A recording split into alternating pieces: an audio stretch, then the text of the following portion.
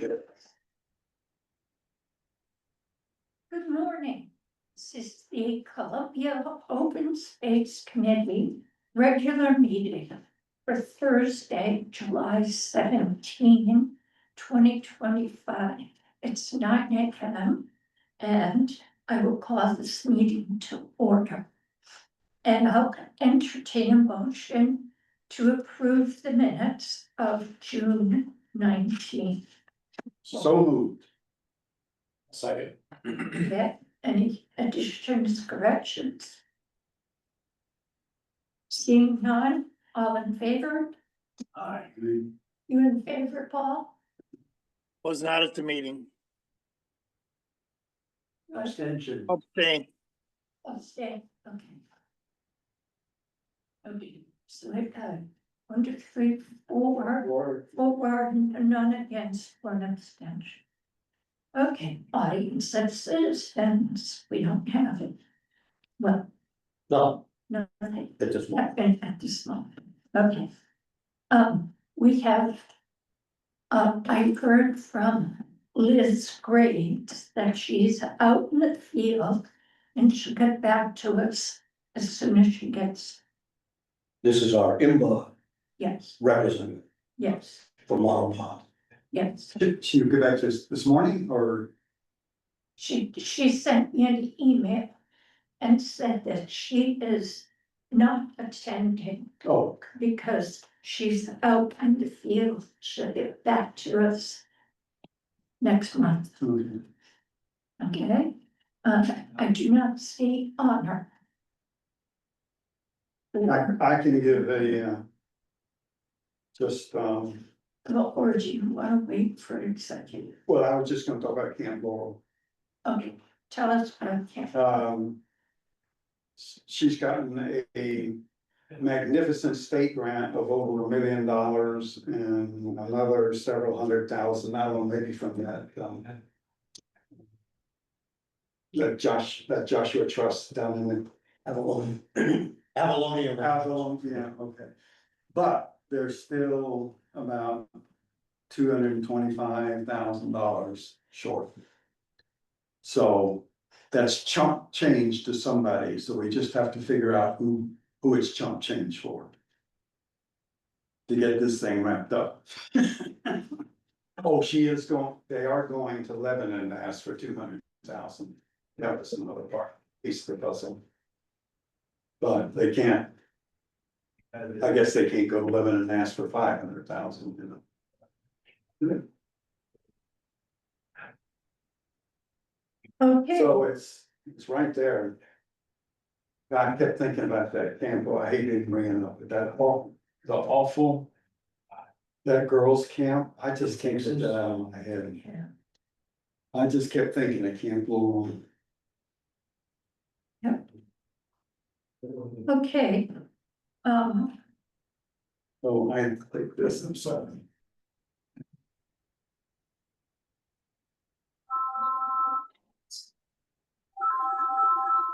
Do you have any news on that? I have no more information on Model Pond IMBA stuff since we met with them in early May. Okay, moving right along to old business. Oh, the only other thing I could share, sorry. Friends of Model Pond, we're gonna have our annual meeting next Monday night here at 6:30. Okay, Yeah. I'll be here. Okay, planning and zoning, what's going on there? Nothing directly with open space stuff. You've got a special permit over now that we're going through. There's a hearing for the property at Route 6 where they cleared all the trees, but no new zoning revisions proposed. I'll probably meet with the group, with the subcommittee in the next month or so, but POCD is really kind of the big thing that's happening now. So into the next meeting, we had a meeting Monday, so in 2 weeks. It's gonna be the next round of the OCD discussions. And that is. I believe the topic is open space, natural resources, conservation. Yep, yeah, that'll be for the So- first subject, yeah. So y'all put the 28th at 7 in your calendar. And What is that, zoning? Yeah, knowing for the P O C D discussion, Oh, okay. Yeah. 7:28? 7/28, yeah. yes, at 7 p.m. And I have gathered from this group, from Conservation Ag Group, and John Gaskowski, the town planner, sent us a kind of an outline. I haven't looked at it yet, to sort of fit that information into the organizing. And Tom and I will put our heads together in the subcommittee, cross committee kind of thing, and get that organized so that we can be there to answer questions, but we will also present them with some kind of a document, Right, which I think is about the best we can do. yeah, and just to reiterate too, even though like, so the next meeting is really focused on the stuff that this committee does. Advocate, and I'll help you advocate too, like, it's not just you go to that meeting, that's it, so. We'll wanna stay involved as much as you can throughout the process, like a year-long process. So that you get as much information out to the zoning commission as you can. So, Yes, One of the big things was that there's so much overlap between chapters outside of the. exactly, Yeah. yeah, and that's a common theme a lot Yeah. with anything that zoning touches. So I think anywhere that it can be streamlined and, made better, it's a great document to begin with, there's a lot there, but it can definitely be helped out. right, That was, I'm working on that form, present the farm, that was the other piece too. yes. Yeah. Yes, because it's not just, when you say agriculture, it's not just the farming Right. businesses, it's the hobby farmers and the community Yeah, farmers. And it's not just natural resources, it's also economic development. So it kind of covers everything, yeah, as well as cultural and community, the whole thing. yeah, I guess the theme, and you brought this up too, is like knock down silos, like stop being in these little silos, so that's. Exactly. Stuff. To try and communicate all of that. So, I'll be camping out at planning and zoning. And I hope as many of you can come too and support that. They meet, what is it, second and fourth Mondays? Yeah, generally second and fourth Mondays. But they should all be updated on the town calendar on the website. Okay, good, thank you, Justin. I don't think Pine Street parking has moved, has it? No. So we'll skip that. Salmon River, Moving forward, Yes, except thank for you. this, the final version of the recreation bill. Yep, It's been available at the town hall, and it has a big pile of them. I want you guys to have glossy versions. ooh, thank you. Okay. River Trail. You should have one for Mono Pond State Park that looks like this. There's no trail. Get on it, get on it. We will.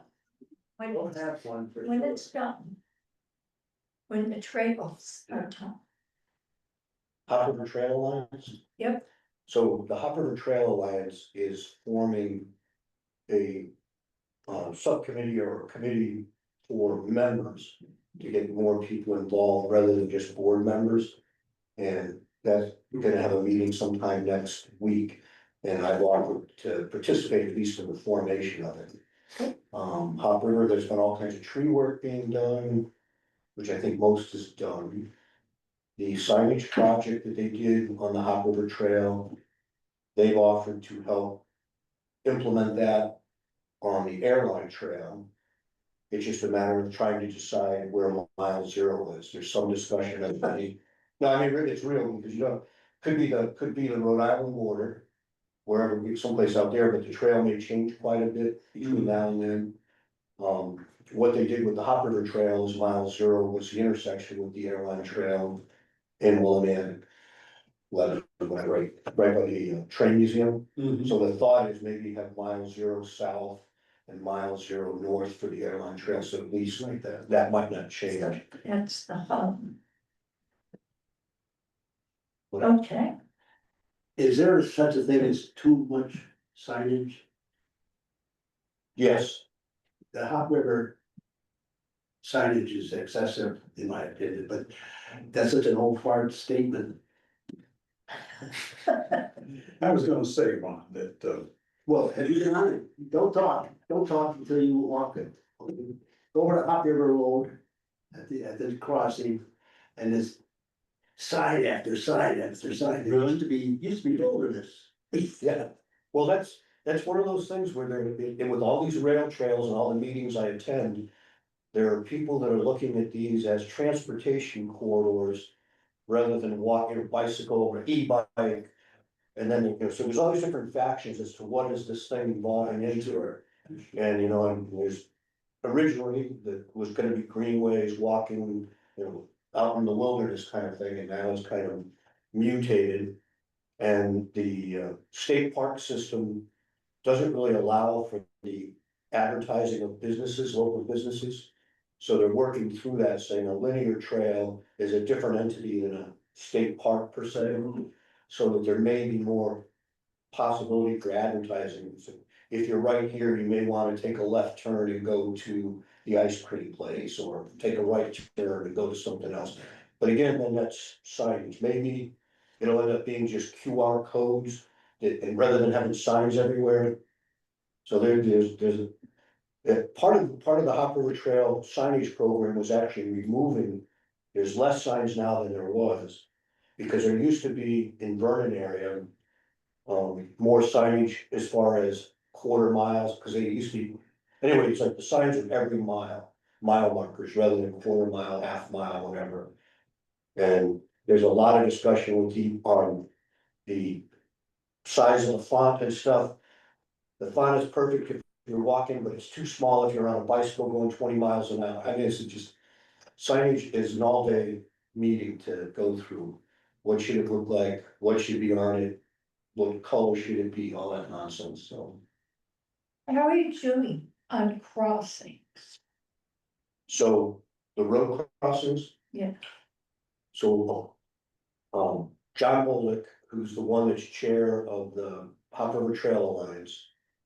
A year or so ago, he and I walked checked all the intersections along the Hop River Trail Alliance.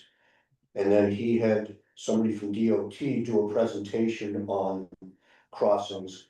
And a recent Greenways Council meeting.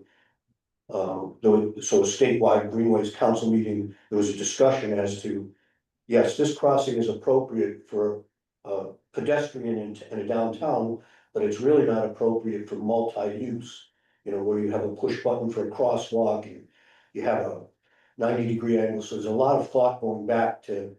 Is there a national standard for multi-use trails that should be implemented? And if it is, you have roads that are state roads, so it's DOT, and then you have town roads that it crosses, all these trails cross. And each town has its own DPW, and they may not have the expertise or want outside input as to how they cross their roads. You know, as far as lines and signs and buttons and raised or not raised, and so I think right now it's back to the trying to come up with best practices, whether adopting one from some other state or some other place. But one of the worst ones when we're looking at is the new one that we have on Route 87 for the airline event. It's better than nothing. But if you're on a bicycle, it's a bunch of right turns, and then to push the button, it's on your left side rather than your right side, and then the pole is is obscuring the view of the I mean, it's like, that was the perfect example of how to do something wrong. But So there is a button to, some of them do, yeah. what about the one, at Giuliano's on 85, going to Yeah, I got- Colchester? Yep. Does it have like a button to signal the light? I believe there is, and that was one of the other things too, was the discussion was that a lot of people won't, even if there is a button there. People won't push the button because they think they're gonna get across the road faster than cars are gonna get there. And so you're trying to train the automobile drivers to respect the flashing lights as they're warning to stop, but then people aren't pushing the warning light. Yeah. So it's a whole lot of education, is, no, you need to push the button even if there's no cars, you know. Yeah, I was driving with somebody, who was not me, but I was driving with somebody, a friend, and they did not see somebody right with their bicycle right on the side of the road, didn't see at all. And of course, got the gestures and everything as Yeah, drove through it. But it was like, well, how, you know, That the one at 85? yeah, I was, that's scary every time I go. yeah, Julie, huh, yeah, I now slow down when I drive. well, the one that's worse than that is if you head just past that to Colchester, it's diagonal.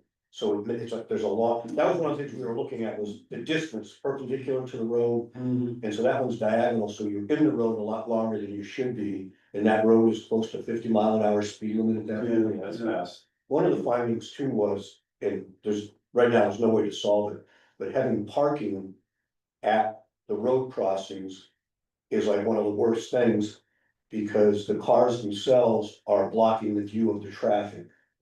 And so you really need to have parking someplace other than at the road crossings, or a speed, and people, when there's too many, too many cars on the weekend, they'll just keep parking down the road. So there's a lot to consider, but there needs to be, and we haven't found it yet, but there needs to be a national standard to get all this stuff resolved, so. Okay. Friends of mine, Friends of Mountain Pond, we've been kind of quiet here since May, waiting for. The new master plan for the trails. And the last I had heard, and now you said, mentioned with Liz, maybe in the next month, so August, September time frame. yeah, They bring it back to the stakeholders to review, and then later, October, and whatever. Might be when public engagement. The one thing that we had back in May, when I had the opportunity to walk with a bunch of the people from DEP while IMBA was presenting. I voiced the community's concern about having parking up in Island Woods, Lake Ridge Drive, and at the end of Wellswood, that there's just a lot of. That the road's not designed for that kind of capacity, so at some point, we really need to know from Columbia what is a reasonable cul-de-sac, because there's 160 houses from Hunt Road on that series of dead end road, Wellswood and Island Woods, whatever. Do we have the proper zoning to be able to tell the state, no, you can't put a parking lot in there, that's just silly. But more to come. okay, thank you. Trail maintenance is good, good, For the most part, good. Just trail related. The Yukon Trail Finder Group, yeah, Connecticut Trail Finder Group. I've been working with them on having new maps made for Zegna Farm. Yeah. They gave me a draft, copy to look at. I haven't given them any feedback yet on that, but it seems like that'll work pretty well for us. So through the Connecticut Rec Trails Grants is funding this to have a single point Connecticut Trail Finder, where if you go in and search, oh, I'd like to go for a hike in Hebron or Lebanon or Columbia, then you can, and I want it to be flat, and I want whatever those things, you put in all that criteria. Yeah. And it'll bring up, a map or whatever. Do you have a digital copy of that, the preliminary map? Yes, Could you send it to me? yeah, just, right now, it's just, I'll send you whatever I have. Yeah, 'cause, you know, I told you that was important. Yep, that's why I did it. We're my number one customer, yes. And can you get one similar to this They, to They- put on here? Oh, yeah. yeah, so right now it's just online and they will work with me to come up with a new PDF type, something, yes. That would be a good thing to have, was Was it upper, Jimmy? upper and lower parking lots. Yeah, yeah, I'll send you what I have. Okay, very good. Okay, new business. Actually, I think we covered PCC, POCD, Yeah, I jumped ahead. and Yeah. and in that, in the, earlier. Okay, funding, This next item jumped off the page. Yeah. When I read it. What? Okay, you got something to contribute about that?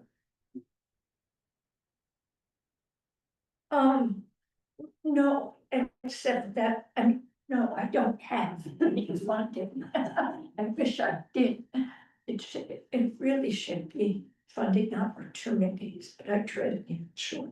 And I got your attention, didn't I? Hmm? I got your attention and you showed up. I'm saying, holy mackerel. Okay. We have some stirricks in Wellswood. And we have 3 properties left to acquire in Wellswood. And at the moment, all 3 are unwilling sellers. So you can't do anything about that. But things change. And we are not ready. If one of those people called them, Mark Welter, and said, would the town like to buy this piece of property? We have no money. Hmm. So. I, Well, a famous line that always came out of 5-pack yeah, is, when you need it, ask for it and we'll find it. Never said, it was always the intention, and years ago, they used to put some money aside each year in the budget, just kind of accumulating. And, but they haven't done that for years, and So if all 3 parcels became available right now. And the current rate we pay per acre. And we were able to buy all 3, from my calculation, it was less than $1 million we would need for in that area. oh, yeah. I don't, you do the math. Well, it depends on whether you include Jake's, and Yeah. is Jake's part of your 3? Yeah. One of your Yes, 3? Oh, well, that one, and it could be 4. yeah, yeah. So really, it's, we need. He wanted, Or it could be, the corridor along the lake. but North of we've got the trust for public land. And they are just able to manipulate funds. You know. Well, they're up to their neck in Camp Laura. And Yeah, they're short. but So- there's still other state grant money out there that I know that. they know how to tap, and I don't think Columbia would have to pay the full boat for any of those, Okay, but we don't have anything in the boat right now. that's my point. So my, my frustration for 25 years is, how do we convince the town that they need to be saving this money? $250,000 a year into the budget for our open space. Well, hopefully, in working through the revised POCD, that'll come out, that the survey results and things will. See that there's that kind of support in the community. I hope so. Have any survey results Yeah, I haven't seen them, but I think we've got 170, 160 back. So. They're gonna keep it open another month, I think, John. Out of 5,000 people. Well, and that's the thing. You know, that's the biggest challenge with all of this, is whatever you're trying to advocate for. It's my second biggest challenge in everything that I do in town is participation. Yes, So you could have. The majority of people saying, yeah, we should set money aside, but if they don't say anything, then that doesn't work. Or you could have a majority of people saying, no, we don't wanna do that, we wanna spend it other places, there's two sides of the story. But until people advocate for it, to me, that's the centerpiece of the whole thing. So, Did that survey get mailed out? they're going to send the postcard out with the survey, probably a QR code or something. It was in Columbia Views. And I think they're gonna try to leverage the texting system too, to get it texted out to town. So there will be some more outreach. I know it's been posted multiple times on the Everything Columbia Facebook Yep. group. Yep. Yeah, we've, you know, some of our organizations have pushed it out, so everybody has access to the thing, so you can just push it out on social media if you want. well, How was the metrics for that once that comes back? Is that just gonna be an automated thing where, because it's an electronic survey, that all the results will be tabulated? Yeah, in the Survey Monkey, and they'll tabulate that. I don't know if it graphs it or how it does it, but should be pretty easy to go through. Is there any way to get that result, the results now, based on what the input is, to see where it's going? I can ask, yeah. okay. So, our. The town's budget cycle is gonna start in December. By then, we should have a new board of select. Right? Elections are in November, November municipals. No, really? so we have, Are you running? We have our caucus tonight, so I guess we'll see. I'm planning on it, but it depends on what the caucus wants. so obviously I'm not, but as soon as we get a new board of selectmen, we have to start cultivating them. We have to show up and advocate for open space. Right. And then when the budget starts working in December and especially January, we really need to advocate for some sort of set aside. So we got some. I would say you need to start that process as soon as we find out who the candidates are. Because the more we get them on board with, oh, this is important, you may get votes if you are outspoken about the subject. For both parties. Good, thank you. So, we need to be aware of this. Because we can apply for OSWA grants, that's the open space watershed grant from the state. And that would be a 65%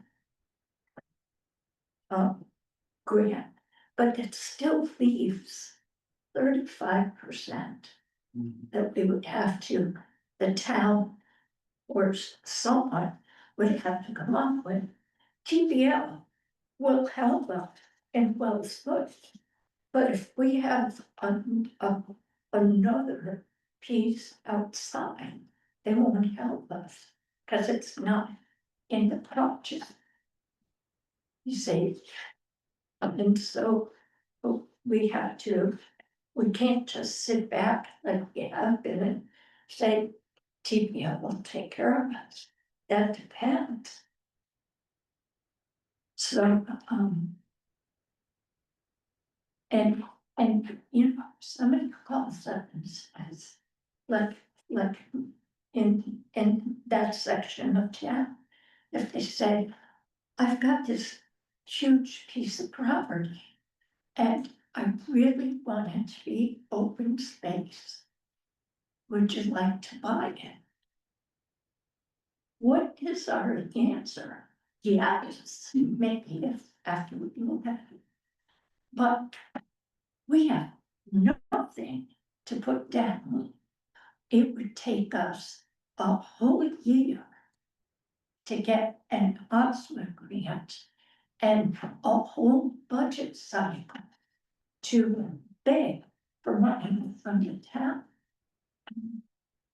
And so we say, yes, we'd love to purchase your property. Can you wait 3 years? Whereas if you have some money, you can say, oh, yes. You know, we've got this much, let's apply for this grant, no, 6 months. At least we have some money to leverage. But at the moment, we've got nothing. So we need to start that rolling. Any other bright ideas on where to get money? Is there, so. Let's say you have a target for land acquisition and you know that there's a rough estimate on cost, like have we quantified that? Because maybe I'm oversimplifying it, but like, you look at a 5-year window, let's say it's. You know, I'm sure all of you guys have been doing this a long time, you like fell asleep 10 years ago, you woke up and it's like, oh, 10 years went by and there's still not the funds there, right? So. If you say you need $750,000 or 1.2 million or whatever it is for the possibility to acquire the pieces that are kind of on your radar. And you break that down over a 5-year period, like. Is that how you're kind of calculating what you need or what you would ask for, or has that been kind of laid out to the town before? Yes, Okay, alright, yes, we did that just for Will's Woods. You know, the model home, Holton. And we got Chris Tolstorff did it.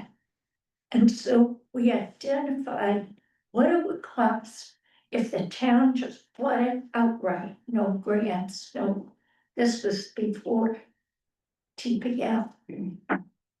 And we presented back, asked for that, and we said, here are the parcels that are interested in the number of acres and 200,000 an acre. Here you go. And there's, 2,000, oh, sorry. Money. 20,000 an acre, I'll sell you my lot. we're good there. You're right. But honestly, what I said earlier, that And we would we get, just finished, and back went, oh my God, and tossed it. yeah, that's what happened. FIPAC was a brick wall every year. The previous, head of it just. There were a couple of members on that, I mean, I will never forget that, in one meeting, one of the members said, what are we buying dirt for?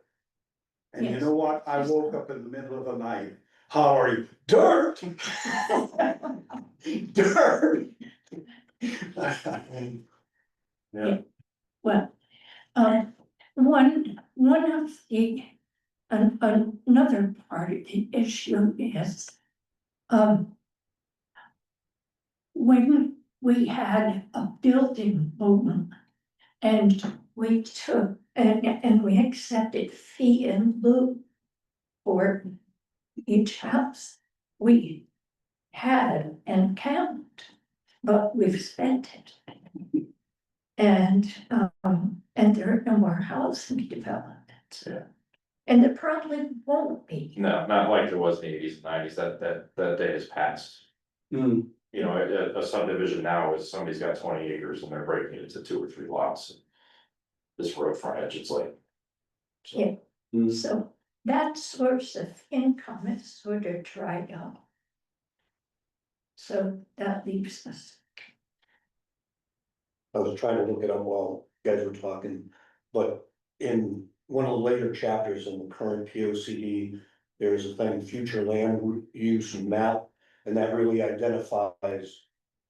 On the high level, all these targeted parcels that we're talking oh, about. that's right, yeah, that's a good, I remember. And then, and a part of that too was how we arrived at why this is future land minimums, like this is where business should be, this is where open space should be. Based on natural resources, corridors, all that stuff. Yeah. And so really, if we took that and put together a detailed property by property again. Say, what would it cost if all this came on the market all at once? Yeah, that's probably part of what needs to be updated, is just what that plan looks like, what that, you know, cost looks like. yeah, the open space plan. And we have a list of very specific criteria for open space. It's not just, oh, it's such a pretty parcel. Although most of them are pretty, but they have important But features for the I town. think our main objective, and it's been for quite some time now, is just to complete Model Pond. I mean, it has the potential of being one of the nicest state parks in the, in the state of, 1,000 acres, and just, Yeah. pristine wilderness out there with nice trails and, nice pond. Yep. I mean, that's Columbia's heritage in a way. But if you, if you look at the whole town and you take the step back and take the long view, we've already got what will be a first-class state park. We've got 2 rail trails and we've got hiking trails in Rec Park and other places. So we pretty much got the outdoor recreation covered. And now we're focusing, where I am, focusing more on the natural resources. So that won't necessarily have a hiking trail. And that's where we're gonna get the, what are you buying dirt for? Because, what are you gonna do with it? Well, we might manage the forest. We might, just leave it alone for wildlife and that kind of thing. We might just get the invasives out, let her be. And that will be a harder step than we're gonna have a hiking trail, we're gonna have multi-use. Because it takes a different mentality. Yeah, and that's where the debates get a little interesting, because there's legitimate debates on both sides of that. When the town purchases a property that they're gonna manage, but the public won't necessarily have access to, because the main argument to that is, well, is it safer than under private ownership? Depending on how the plot is set up, and, if I own it and it's mine, and I don't have any plans of developing it, then it can be argued that it's just as good as if the town owns it.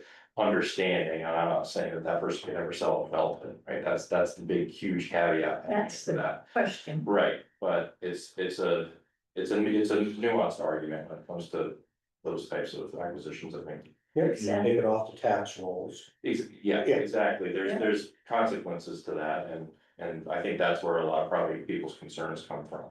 But if you take it off the tax rolls and it's undeveloped, then that means you're not gonna have more students in the school and your taxes are gonna stay.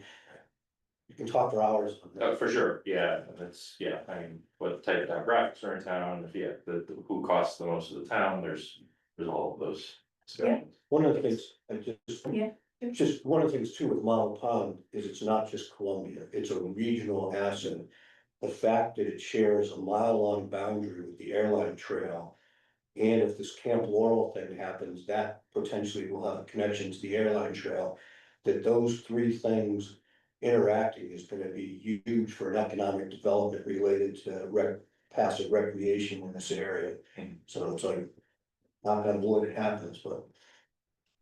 Right. So just right now, the airline trail, so we have the airline. I don't have, Airline State Park Trail Alliance group was formed earlier this year for all 12 towns. The, we kind of split it up north and south. At this point, I'm vice president of the whole organization and chair of the south, which is Willimantic to Portland. So trying to get everybody, every town is a fight, get everybody to talk to each other. As to how does fixing the trail in Columbia help me in East Hampton or whatever, that kind of stuff is. Right. Still trying to work through, but regionally, hopefully this will all happen. And trying to get people to, the town line is not a brick wall when you're talking natural resources. So I'm trying to get people to see that a wildlife corridor, like in the map for Scannon River, that covers town after town after town. And you have to get everyone working together. A regional land trust they have an easier time doing that. Because the land trust thinks, like Joshua Trust, 14 towns. You see, so they don't have this fiefdom. Anyway, so the best we can do is beat the drum. When after the elections or before the elections, and during budget season, to start getting a little money each year. Yeah.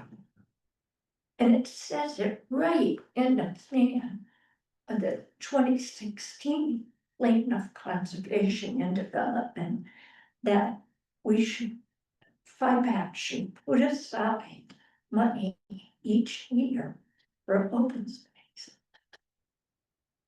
That's a part of that last chapter in the P O C D where action and responsibility Yeah. and stuff, so. And that's where you look at that and say, how much of any of this was actually ever implemented, done? Yeah, it's sad to look at. Okay, and the other part of that is building partnerships and acquisition. So when we go to the town and we say, here's the estimate, if we do it all by ourselves, but we need the partnerships. Like land trust. Like if you look what TPL did, they put together a land trust, 2 towns, the state of Connecticut, and the funding, some funding from TPL itself. And all of those entities together made that happen. So Columbia's too small. The tax base is too small to acquire enough open space to protect our resources without partners. So who are our partners? Well, I think the lead is always the trust at this point. I mean, In West Woods, but elsewhere in town, not TPL. well, it depends on what you're trying to do. I mean, Joshua Trust is still interested in some things and. Yeah. Yeah. As long as it doesn't have a dam Or building. or a building. One of the trends that's happening now slowly is a lot of the small land trusts are looking to merge with some of the larger land trusts. Yes, So that may change the ability to have money to do things. And- because they began as volunteer organizations. And they did it out of love, and it's such a tight thing. They're not really big on merging. So, because when I was on the board at Joshua's Trust, we started beating that drum. And we approached small land trusts.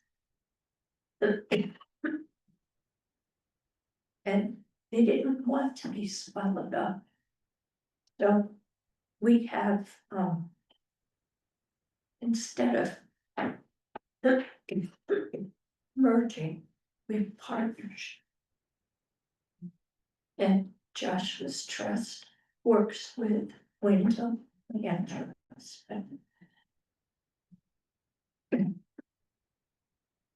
So who else can we partner with? Great ideas. Well, I think you're talking Joshua Trust, you're talking state of Connecticut, you're talking. You know, Trust for Public Land, I mean, that's the gamut. I had an awful silly question, because my wife's a teacher and she's been doing a lot of the Beacon Tribe for history stuff. Have the tribes ever worked, especially because the Mohican tribe has a connection with Columbia? Yes, Have we discussed that with them? we had through the historical society, yes, so there's. Some, a stone and marker and then go by the Moore's Indian School. Yeah. But I don't know if there's ever been anything looking to them for finances or. Yeah, support and financing stuff, something, or. You know, put their name on it. Ju- I'm a Joshua's- big believer in you put their name on it, they give you money. Yeah. I mean, look at UConn. Yeah. I mean, I went to an event last week at the casino held by the tribe for state teachers. And it was impressive, like the amount of resources I know it's locally, so but they brought up. Not the thing that I was in, but my wife was in a bunch of workshops and they were talking about Columbia because of the connection with the school. And kind of the full history behind it. It'd be just interesting to foster a relationship there, or see if there's any interest just because of that connection. That's very Great good. idea. So Judy Ortiz is the current president of the Historical Society and stuff, and we had worked with them a little bit for the Occam's Garden and stuff, so she might be a good resource if you wanted to. If not, her, she would direct you to whoever else. Yes, and did you send me I sent you some stuff. a whole bunch of, grants available? Did you send that? Yes, that came from Jenny Hunzak, who's the new member of the Executive Farm Committee. Right. She had researched quickly what grants potentially might be available to make improvements over at Executive Farm, and just quick shot, she came up with at least 4. Right, and I looked at one that was from the tribe. That wasn't me, wasn't that one, it was different, that wasn't on that list, so you got it from somebody else. Everything comes in. But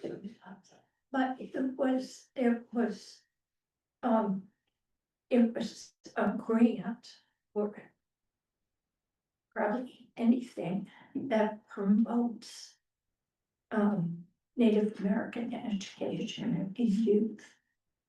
So, Yeah, we should look into that. What's interesting is they're very well connected too, because their current chief, she was the treasury. US treasurer in the Biden administration, so like, they've got a lot of, it was just really interesting to see how they've approached education stuff, so. it's good. Thank you. Okay, do you want an executive session? Yeah, just for 2 minutes. Okay, do we have any other business? Okay. Yes. You- Do you want me to stick around?